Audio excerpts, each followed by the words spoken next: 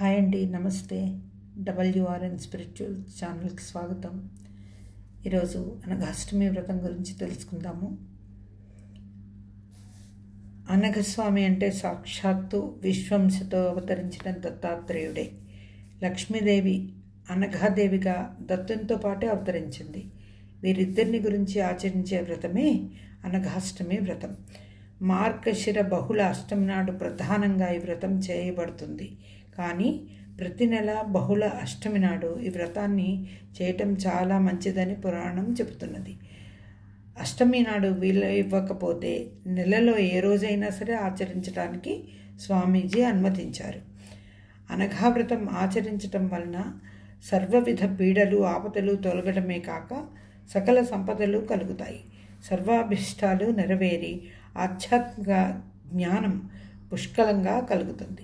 మోక్షప్రాప్తికి సాధనమవుతుంది.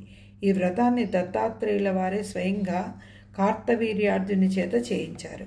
దీనివల్ల మనశ్శాంతి, లోకశాంతి కలుగుతుంది. ఇది అన్ని వ్రతాల కంటే కూడా విలక్షణమైన విశేష ఫలితాన్ని ఇస్తుందని శ్రీ స్వామీజీ చెప్తున్నారు. ఈ వ్రతాన్ని ఆచరించి చాలా లాభం పొందిన వారు ఉన్నారండి. జై గురుదత్త.